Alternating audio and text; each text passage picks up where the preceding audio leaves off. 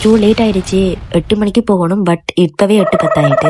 Good morning guys, எல்லாரும் நல்லா இருப்பீங்கன்னு நினைக்கிறேன். அண்ட் இன்னைக்கு தைப்பூசண்டே. ஸோ ஃபர்ஸ்ட் டைம் நான் பால் சம்பு எடுக்கிறேன். வளமையாவே கோயிலுக்கு போய் சாமி கும்புறதோட நிப்பாட்டிடுவேன். இந்த முறை ஸ்பெஷலா ஒரு விஷயத்துக்காக நான் பால் சம்பு எடுக்கிறேன். ஸோ இதுதான் எனக்கு ஃபர்ஸ்ட் டைம்.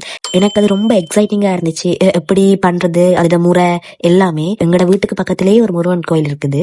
பட் நாங்க இதை விட கொஞ்சம் தூரம் இன்னொரு கோயில இருந்து ஊர்வலமா அப்படியே பால் சம்பு கொண்டு வந்து எங்கட கோயில்ல பாலாபிஷேகம் செய்யறது அண்ட் அதோட பூசை நடக்கும். இதுதான் முறை.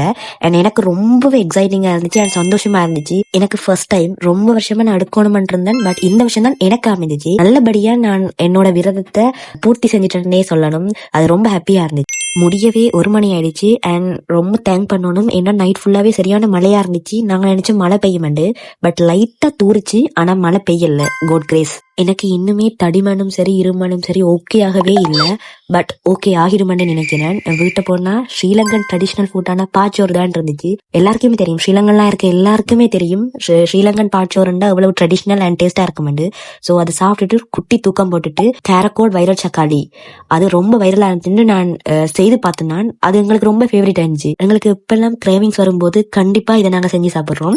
நாங்க எக்ஸ்ட்ரீம் லெவலுக்குள்ள போய் டேட்ஸ் எல்லாம் முறையை அரைச்சு கொண்டிருக்கலான்றதுக்காக டேட் சிரப் வாங்கி வச்சிருக்கோம். ஸோ அதை போட்டு அந்த முறுக்கையும் போட்டு நாங்க சாப்பிடுவோம்.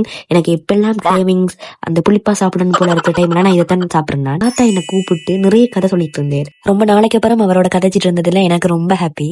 அண்ட் நானும் சாப்பிட்டு முடிச்சிட்டு நைட் தூங்க போயிட்டேன். நாளைக்கு ஒரு புது ரொட்டீன் ஒன்று ஆட் ஆக போகுது. ஆல்ரெடி போய்கொண்டிருந்த ஒரு விஷயம் தான். ஒரு 3 months கேப் வந்துட்டு எகைன் அதை ஸ்டார்ட் பண்ண போறேன். நாளைக்கு அதை என்னன்னு பார்க்கலாம். Until then tata bye by.